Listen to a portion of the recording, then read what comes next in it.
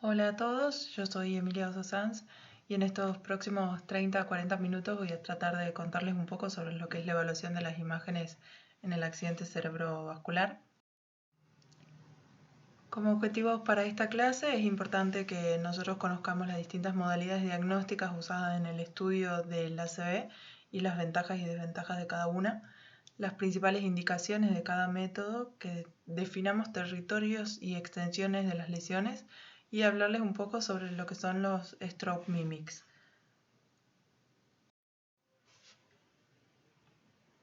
En el ACV nosotros como imagenólogos tenemos dos metas principales y es que por un lado confirmemos el diagnóstico y que por otro lado ayudemos a seleccionar el tratamiento más adecuado para cada paciente. En el 2017 ha habido una serie de trabajos que proponían un cambio en la ventana terapéutica clásica de lo que era el tratamiento para el stroke y la llevan hasta 24 horas desde el inicio de los síntomas. Es por esto que en el 2018 la American Heart Association junto con la ASA establecen unas guías para el manejo del stroke agudo. Esta de acá es la guía que yo les hablaba recién de la American Heart Association y la ASA. Y uno de los puntos que establece es que a todo paciente con sospecha de ACV se le debería realizar un estudio de imagen a su ingreso. En general, con la tomografía computada de cerebro sin contraste basta para la toma de decisiones, pero es importante recalcar que si bien el estudio de imagen es fundamental en el manejo del ACV agudo, este no tiene que retrasar el tratamiento del ACV.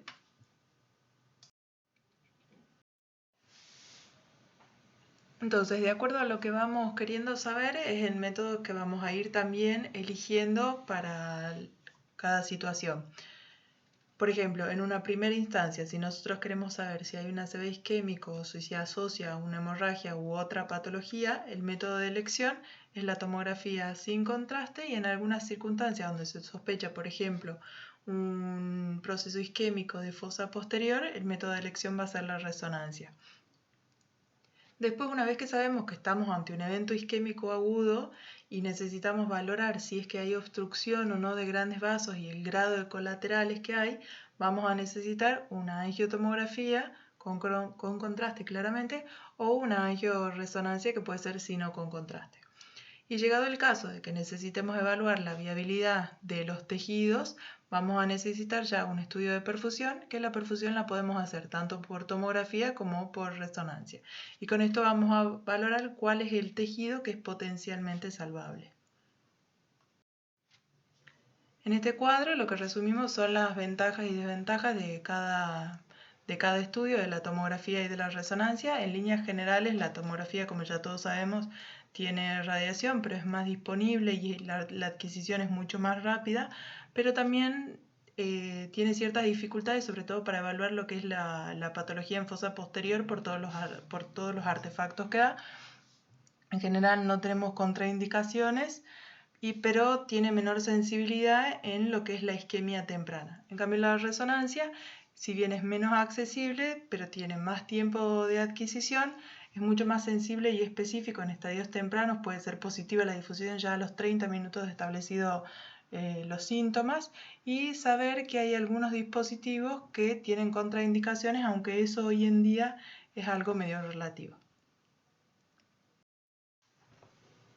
Comencemos entonces con la tomografía, que ya hemos dicho que es el método de elección, pero acá nosotros, una vez que hacemos la tomografía, nos tenemos que preguntar dos cosas para que haya un triage más rápido y para que optimicemos también el tratamiento de los pacientes.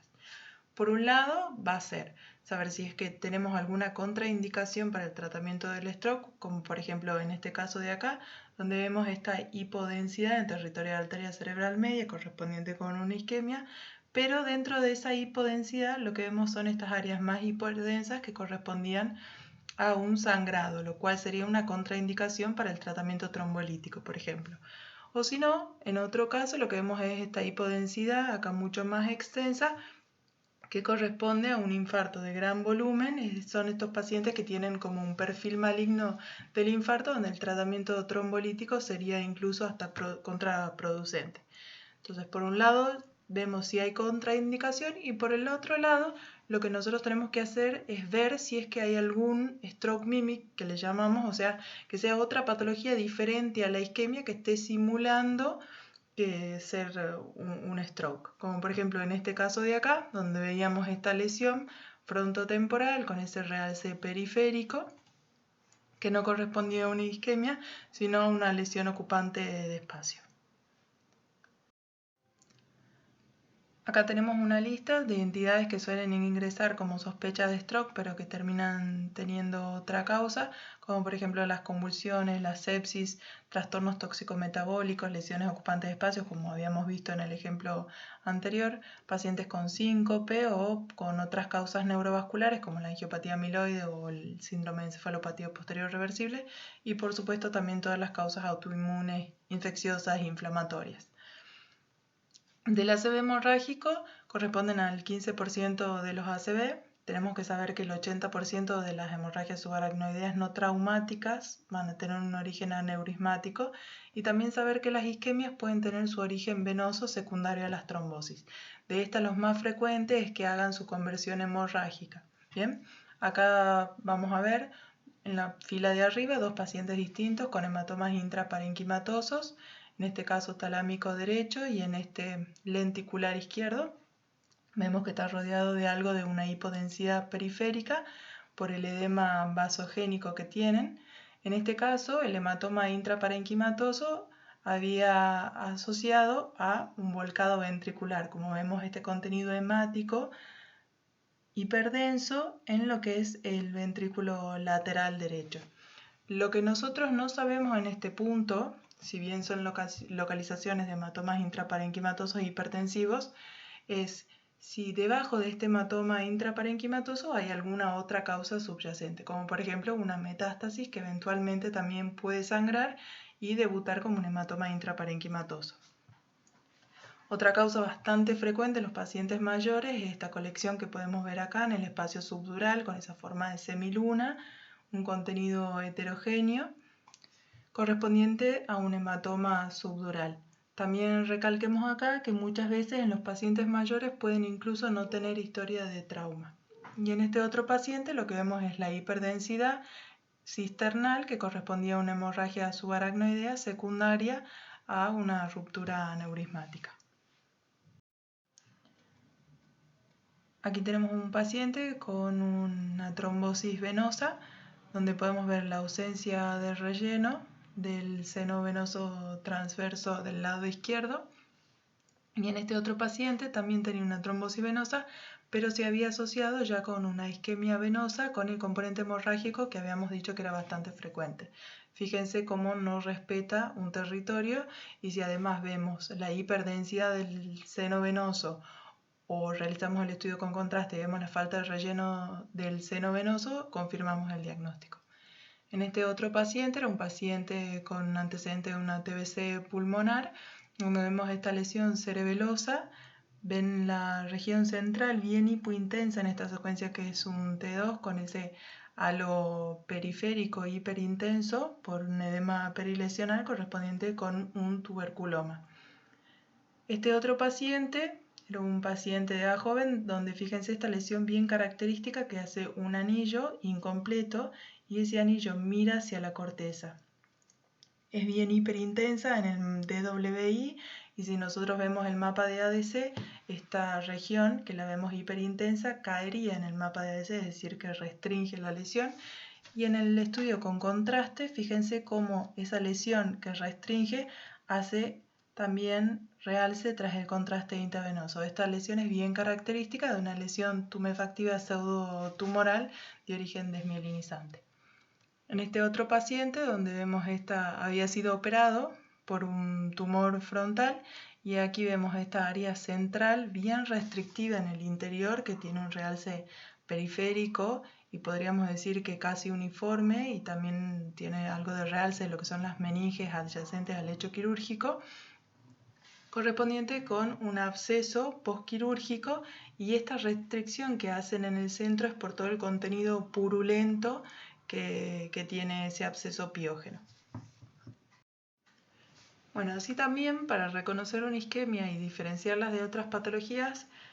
también es importante que nosotros conozcamos la distribución de los territorios arteriales, ya que si no respeta un territorio arterial difícilmente va a tratarse de un stroke, ¿verdad? Entonces también tenemos que tener en cuenta otro dato, que es que más allá de estos territorios clásicos que podemos ver acá, por ejemplo este rojo de la arteria cerebral media, estos son estructuras de vasos perforantes de la arteria cerebral media, en amarillo todo lo que es territorio de la cerebral anterior, en azul podemos ver el territorio de arteria cerebral posterior.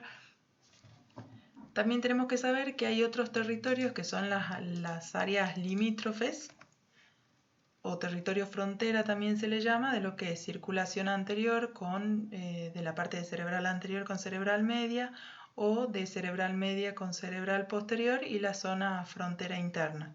que también nos van a dar un tipo de infarto bien característico de los pacientes que tienen un hipoflujo, ya sea por ejemplo por una estenosis carótida severa o que hayan tenido un antecedente de cirugía cardíaca. Hasta acá ya hemos descartado entonces las contraindicaciones, si es que había hemorragia o algún perfil maligno, y para poder reconocer o localizar estas isquemias lo que vamos a buscar es estos signos que sugieran que el paciente tiene una isquemia, sobre todo cuando realizamos en la tomografía, que en los estadios tempranos pueden ser hallazgos como muy sutiles. En primera medida, lo que yo les recomiendo es cuando vayamos a evaluar un paciente donde la sospecha es un stroke agudo, hagamos lo que se llama estrechar la ventana. La ponemos a la ventana en 30-30, a diferencia de lo que sería una ventana de parénquima normal. Los hallazgos sugestivos de una isquemia de arteria cerebral media están muy bien descritos y tenemos, por ejemplo, la pérdida del ribete insular. Fíjense, y acá es muy importante, ya que tenemos la bilateralidad, entonces podemos comparar y vemos toda esta área hipodensa donde lo que es la corteza del ribete insular está totalmente borrada por toda esta hipodensidad. A diferencia de acá que vemos toda la corteza de la ínsula como esa área más densa, después siguiendo la cápsula externa de esa área más hipodensa y después las estructuras de los ganglios de la base. Entonces a esto le llamamos pérdida del ribete insular como signo clásico de una isquemia de arteria cerebral media. Vamos a pasar a otro signo de isquemia de la arteria cerebral media y que es la hipodensidad del núcleo lenticular, de vuelta a estructura que es bilateral, entonces comparamos lo que es el núcleo lenticular del lado derecho, que lo vemos muy bien, y al del lado izquierdo, sobre todo en la parte posterior, queda como borrada, ¿sí? Desdibujada. Ese es otro signo de una isquemia de arteria cerebral media. Y después tenemos otros signos que son comunes a cualquier territorio, que son la pérdida de la diferenciación, sustancia gris blanca, como esta que hablábamos acá, donde no vemos la corteza insular y hay una sola hipodensidad y no diferenciamos qué es sustancia gris y qué es sustancia blanca.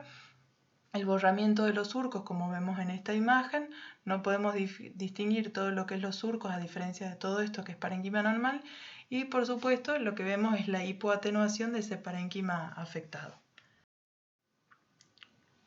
Y acá cuando yo les decía de esto de que tenemos que estrechar la ventana en 30-30, este paciente de la izquierda es una tomografía de cerebro con una ventana estrecha en 30-30 y esta es una ventana normal para visualizar el parénquima encefálico. Fíjense cómo esta hipodensidad temporal polar izquierda es mucho más notoria cuando nosotros estrechamos la ventana a cuando la vemos acá, que en todo el volumen de imágenes puede incluso pasar desapercibida.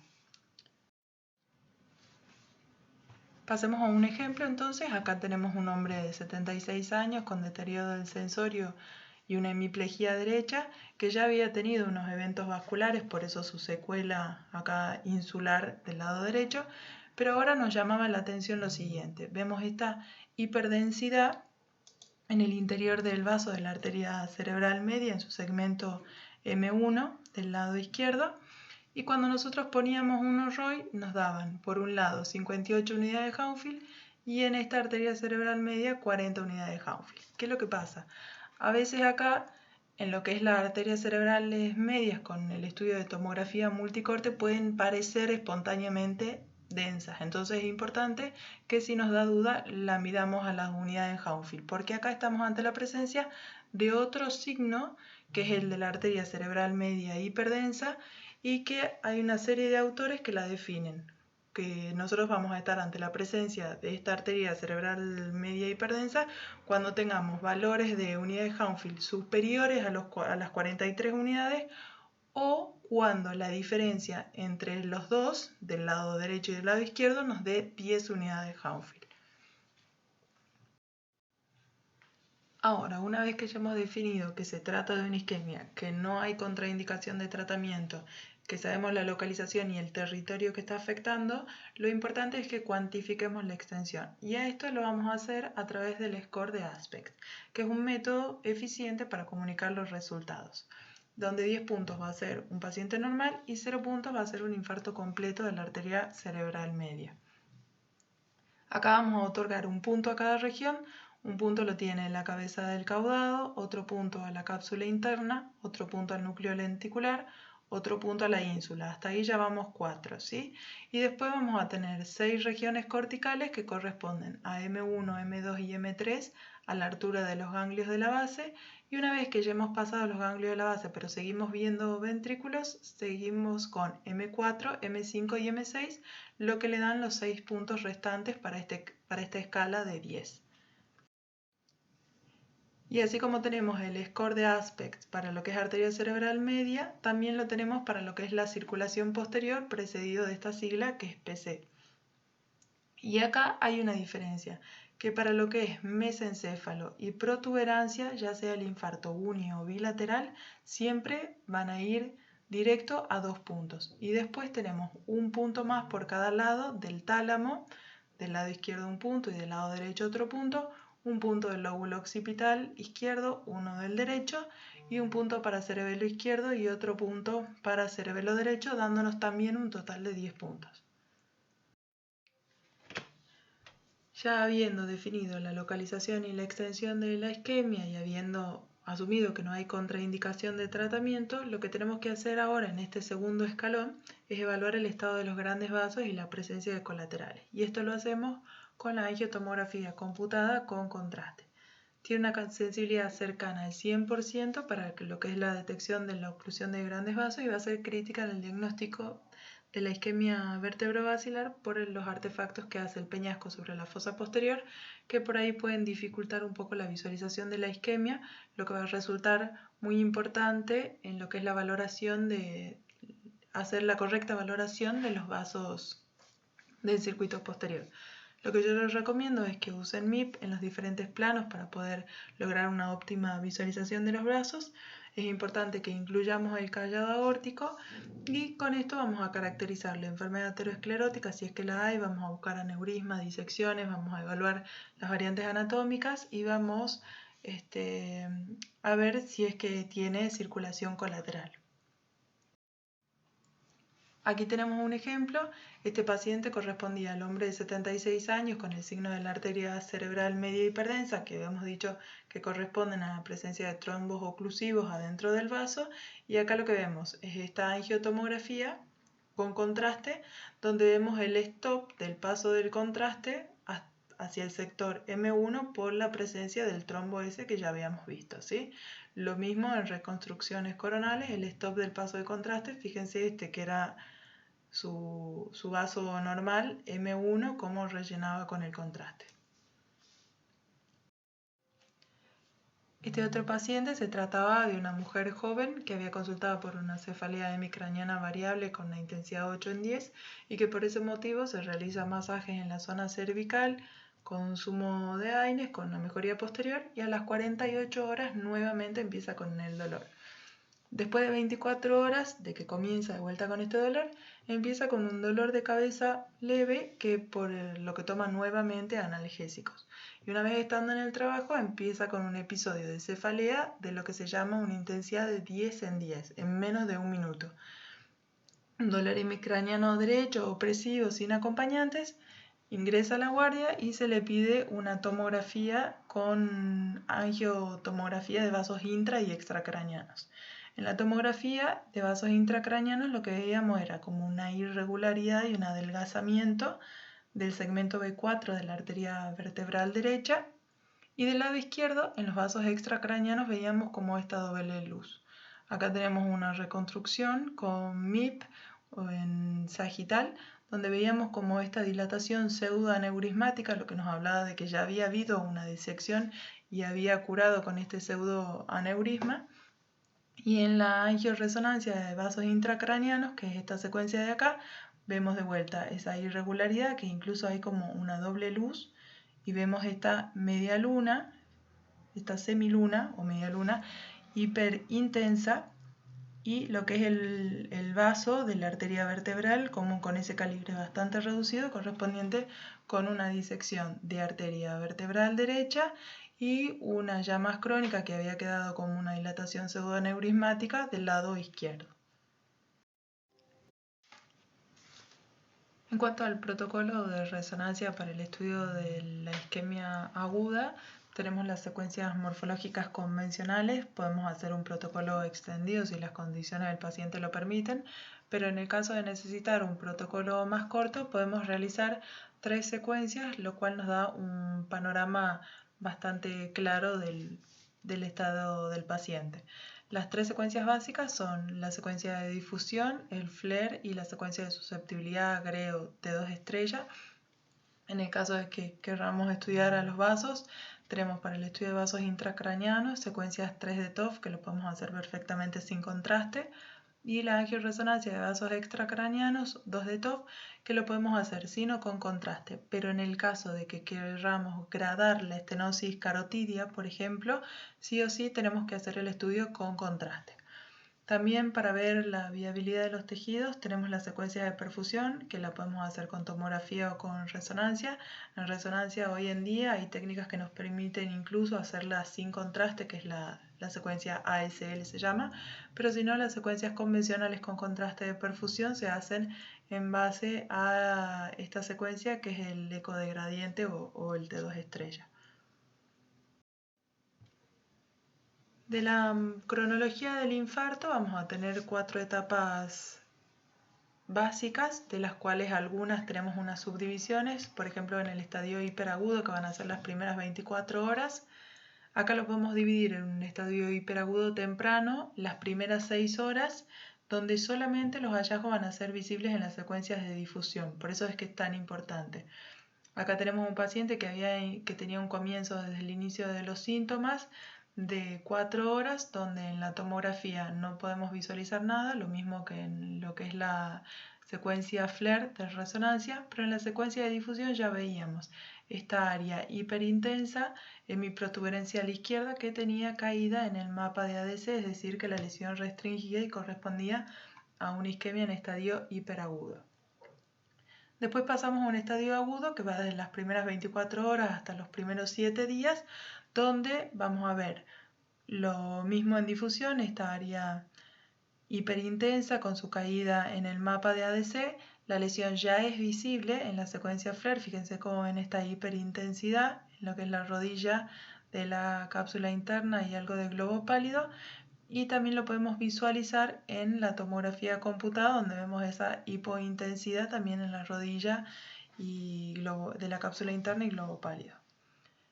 En lo que es el estadio subagudo va a ir desde la primera semana hasta las 3 semanas desde el inicio de los síntomas, y acá lo que vamos a ver en la difusión es que en el mapa de ADC, esto que veíamos como caída de señal ya empieza a normalizarse, ¿sí? Entonces no vemos esa zona negra, pero podemos todavía ver algo de brillo en lo que es el DWI. En la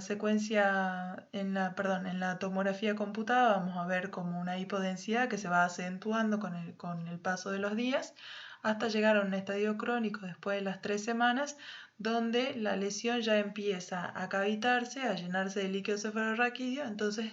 la densidad de la señal en la tomografía se parece más al líquido cefalorraquídeo. En la resonancia magnética, como es este proceso que hablábamos de la cavitación y eso, también va a seguir la señal del líquido cefalorraquídeo, por lo tanto vemos esta secuela cavitada hemicerebelosa derecha en la región posterior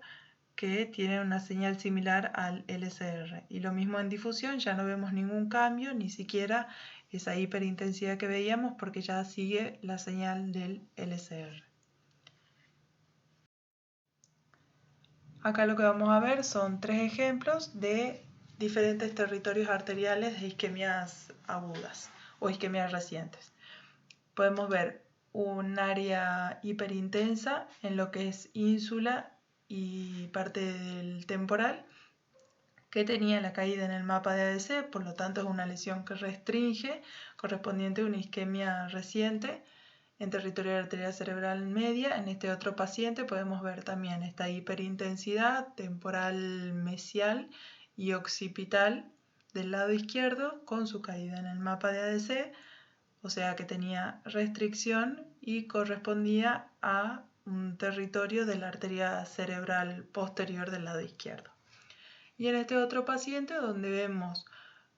de vuelta también esta hiperintensidad en el DWI con la caída en el mapa de ADC en la región posterior e inferior del cerebelo derecho. Esto es territorio de la arteria cerebelosa posterior inferior o conocida como pica.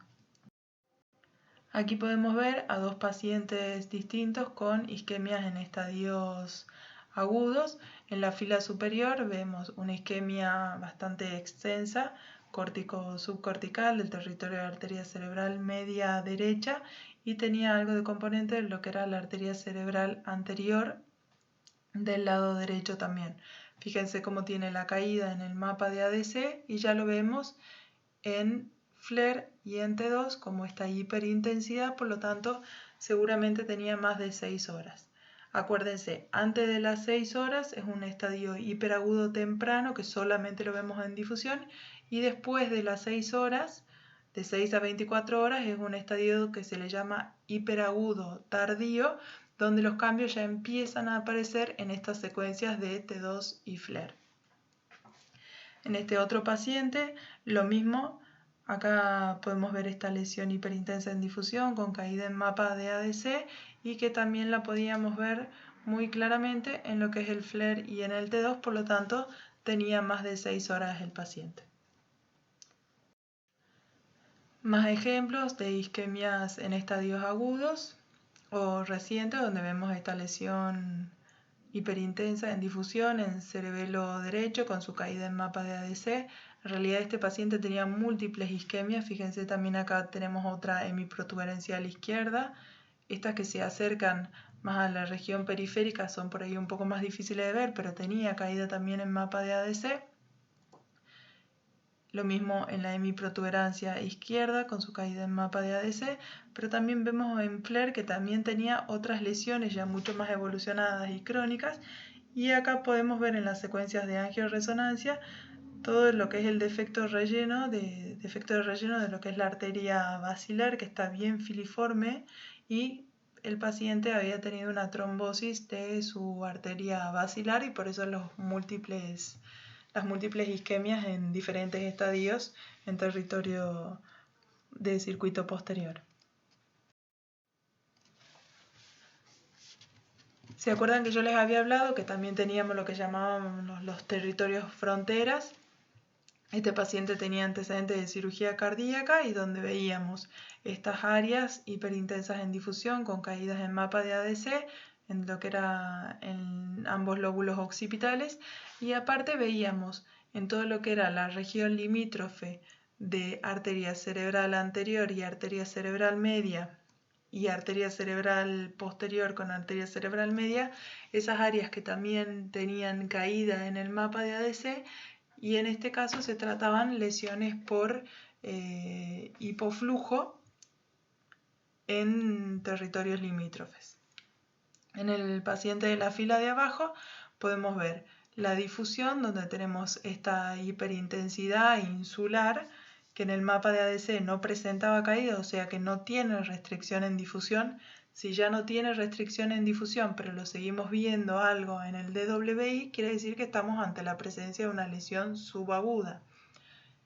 Esta secuencia de acá es un GRE, un mapa de una susceptibilidad magnética, donde vemos que esa área de isquemia subaguda tenía también algunas regiones hipointensas en la susceptibilidad que correspondían con unos microsangrados, y fíjense cómo en el T2 esa lesión ya empieza a cavitarse y a llenarse de líquido cefalorraquídeo, por eso la señal es similar a la que tiene el LCR.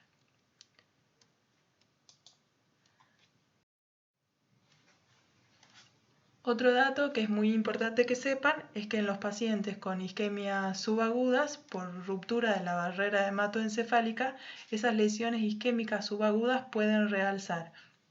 Estemos bien atentos al realce giral que va siguiendo toda la corteza,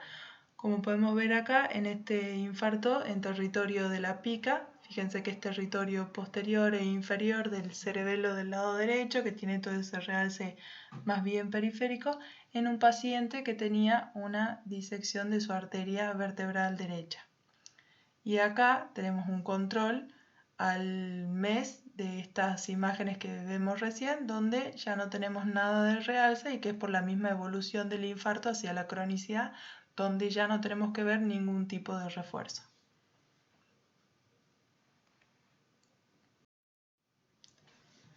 Otro ejemplo de isquemia subaguda o lo que llamamos la encefalomalacia multiquística, por esto de que la secuela se cavita y se llena de líquido cefalorraquídeo, no vemos nada en el DWI, y en el FLAIR lo que vemos es también cómo sigue la señal del líquido cefalorraquídeo de esa cavidad y algo de gliosis periférica, por eso tenemos esa hiperintensidad en esta región más pericavitaria.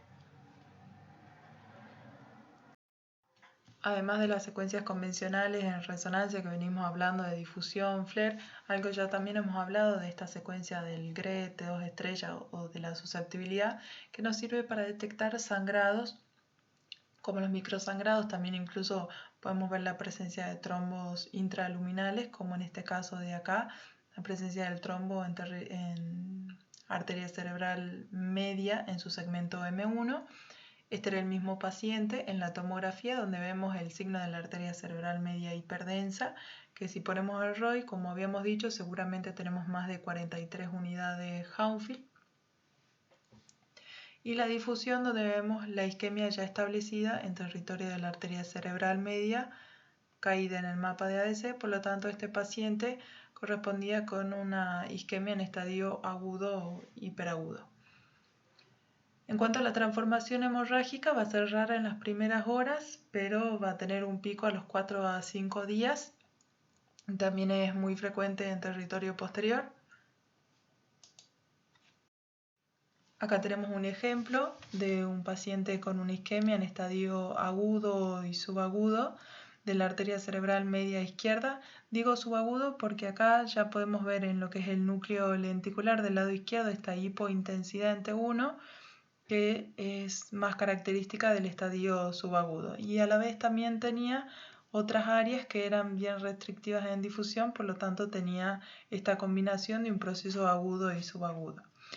En la secuencia de susceptibilidad e incluso también en el T1 veíamos estas áreas focales acá córtico-subcorticales, fíjense, hiperintensas en el T1, y en la susceptibilidad lo veíamos como estas hipointensidades focales correspondientes con la transformación hemorrágica, que en este estadio se lo llama como un petequiado hemorrágico que hace la isquemia de la cerebral media. Para lo que es la evaluación de la perfusión y la viabilidad de los tejidos, contamos con las técnicas de perfusión por tomografía y lo que es la perfusión por resonancia combinada con la difusión.